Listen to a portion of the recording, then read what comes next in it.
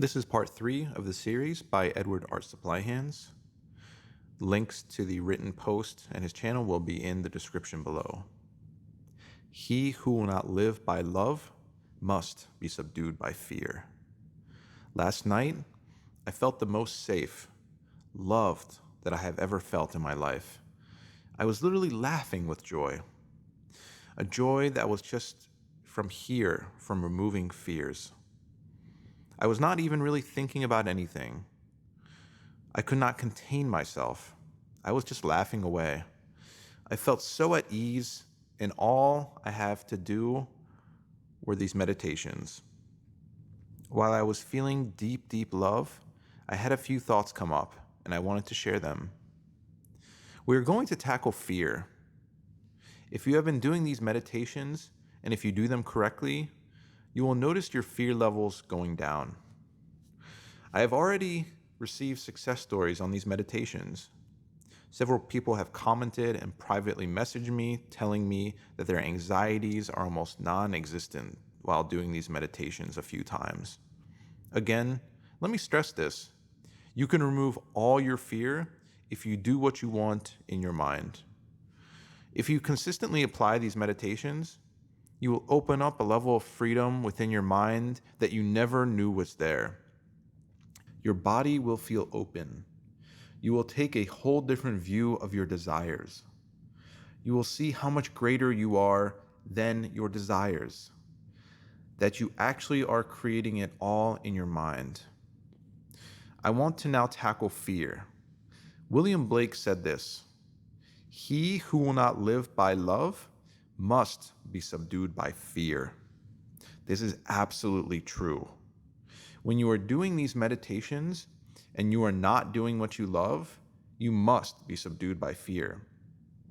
Fear will eventually, even if it is slow, conquer you, if and only if you are not fulfilling your mind with what you love.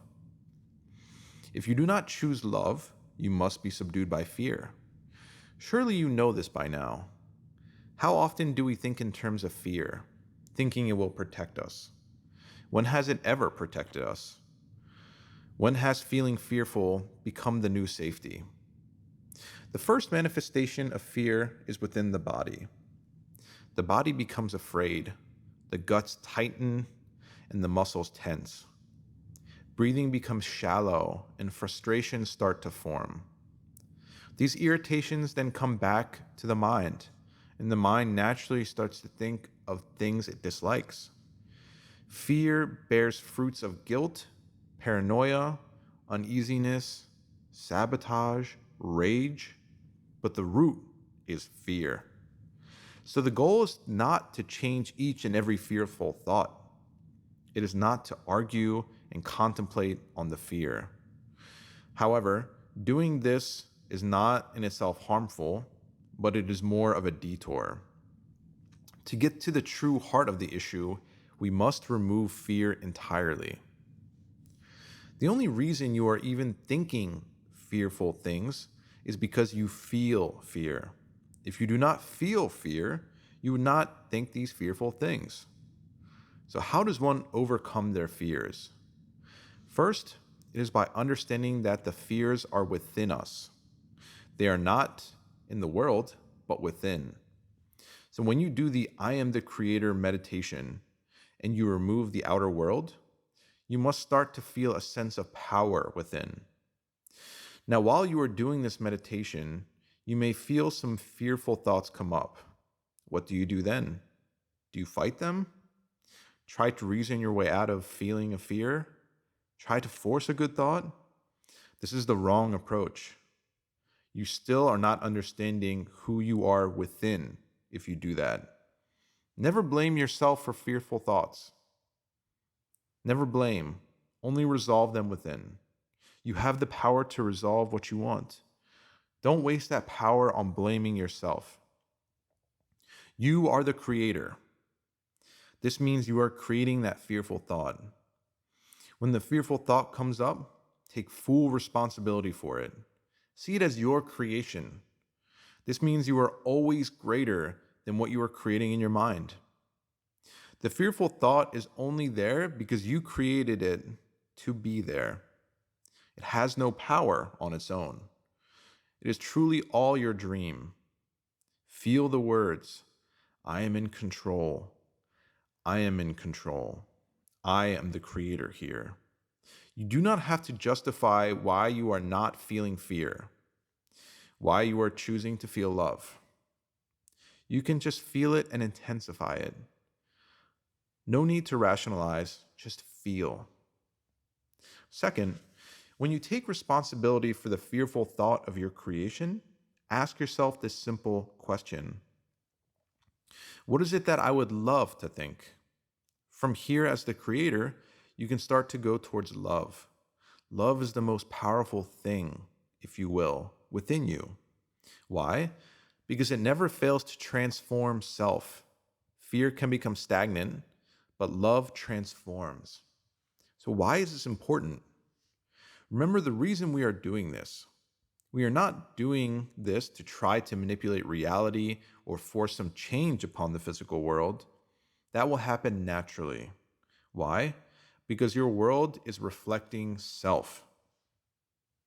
Since it's reflecting self, then how can we transform self in the most efficient and best way possible? Through love, by actually going within our minds and doing what we love, having what we love. This changes us at the very core.